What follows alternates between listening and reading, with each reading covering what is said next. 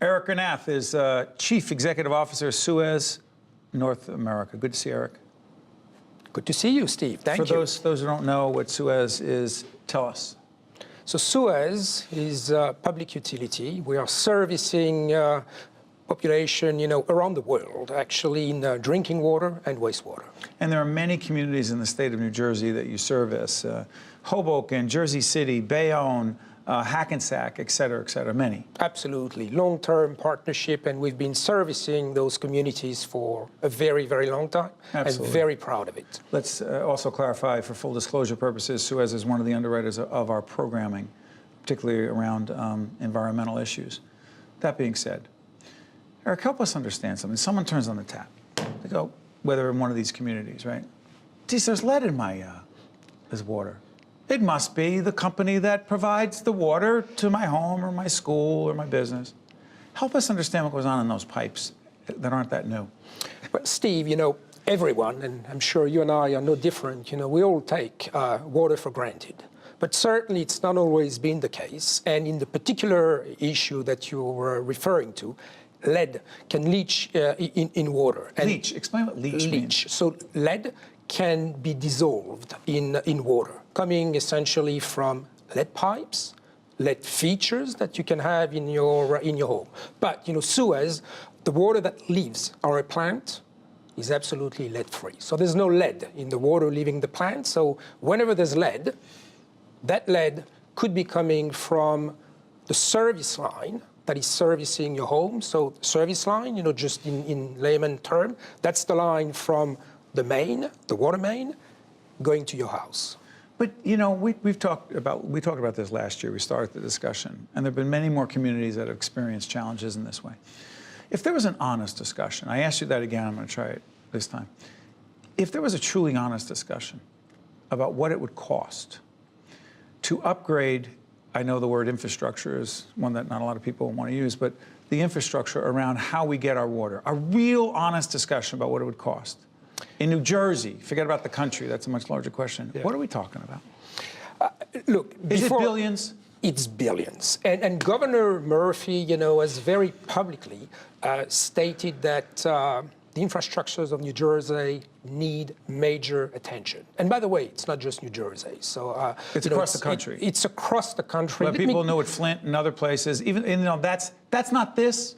No, I mean, the situation in New Jersey is not comparable with the Flint situation. Ours is infrastructure related. Correct. And let me give you a few stats, just to give you the Sure. magnitude of the problem nationwide. Every year in this country, 250,000 main breaks. Every year, as a result, 7 trillion, with a T, 7 trillion gallons of water lost as a result.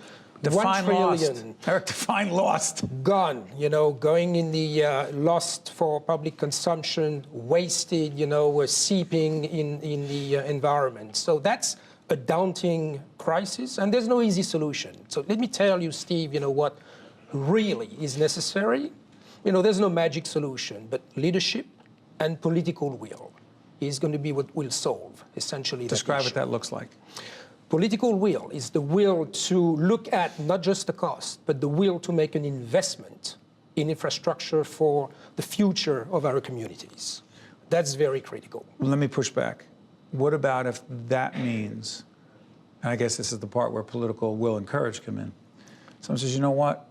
We need to upgrade our water infrastructure, and it's going to require that we have a dedicated tax to do this. I mean, there's a gas tax, as you know, that supports the Transportation Trust Fund for long-term transportation projects.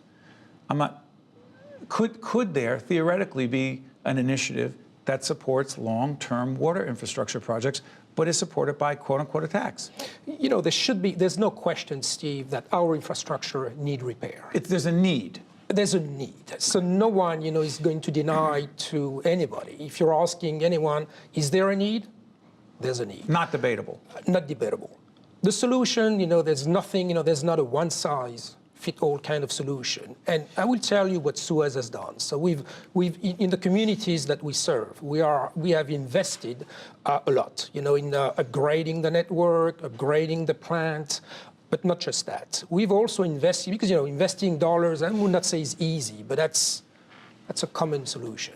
We've invested in smart solutions. For example? Smart solutions being, we are making sure that the dollar we spend are actually the dollar that needs to be spent. So just give you an example, in the old days, you would say, I need to replace X mile of pipes per year in that community. Nowadays, we say we still need to replace pipes in the community, but we are going to use artificial intelligence, software to tell us predictively where the breaks are going to occur. So we are going to replace those pipes that are most vulnerable. So we're using the same dollar, but just more efficiently. So it's interesting, we're doing a series on innovation in the state. Is what you just described an example of innovation working to do what? To serve our customers better and to make sure we don't waste money and that we communicate with the communities and the customers a lot more efficiently. So efficiency. I'm sorry for interrupting you, Eric, but you know what's interesting about that?